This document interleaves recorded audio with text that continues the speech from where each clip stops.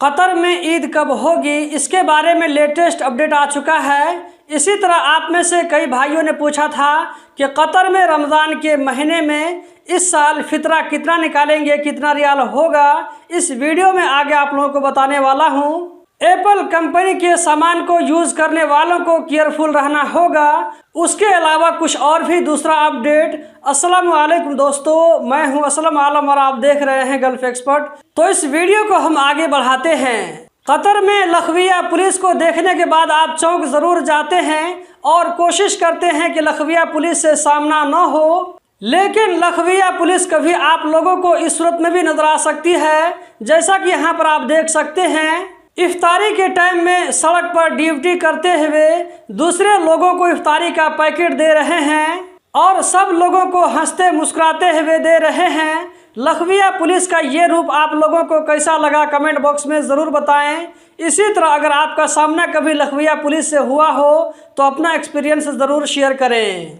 बलदिया वाले आजकल full mood में हैं, अपने काम को ईमानदारी से कर रहे हैं। जहां भी इन्हें वायलेशन नजर आता है वहां पर अपना छाप जरूर छोड़ते हैं। बलदिया वालों ने अलसद और बिन दिरहम एरिया में 2 फूड कंपनियों के खिलाफ कार्रवाई करते हुए इन दोनों कंपनियों को 7 दिनों तक बंद रखने का नोटिस दिया है। बलदिया में फूड कंपनियों के खिलाफ कंप्लेन करने के लिए 184 पर कॉल कर सकते हैं। इस साल यानी कि 2023 में अगर कतर में रहने वाले भाई फितरा निकालना चाहते हैं तो इनके लिए 15 रियाल पर पर्सन रखा गया है।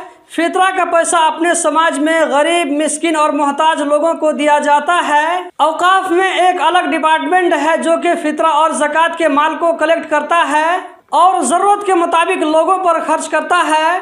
आप अगर चाहें तो उस डिपार्टमेंट में भी जमा कर सकते हैं या आप खुद से भी ऐसे लोगों पर खर्च कर सकते हैं जो कि इसका मुस्तहिक हो। कतरी कैलेंडर हाउस की तरफ से कहा गया है कि 21 अप्रैल यानी कि इस जुमा के बाद जो अगला जुमा आ रहा है, 21 अप्रैल को ईद का दिन होगा। जो लोग चांद के डूबने और निकलने के फील्ड में काम करते हैं उस पर नजर रखते हैं।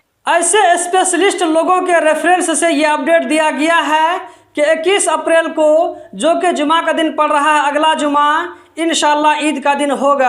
आप में से जो लोग एप्पल कंपनी का सामान यूज करते हैं जैसे कि आईफोन, आईपैड, मैकबुक, इसी तरह जो सफारी ब्राउजर यूज करते हैं, ऐसे लोगों के लिए खतरे की घंटी है, क्योंकि ऐसे डिवाइस को हैक होने का चांस है। यहाँ आप स्क्रीन पर इसका वर्जन भी देख सकते हैं कि किस वर्जन में ज्यादा रिस्क है। ऐसे लोगों से कहा गया है कि बराबर अपने डिवाइस को अपडेट करते रहें। तो दोस्तों यही थी आज की वीडियो। उम्मीद करता हूँ ज़रूर पसंद आई होगी।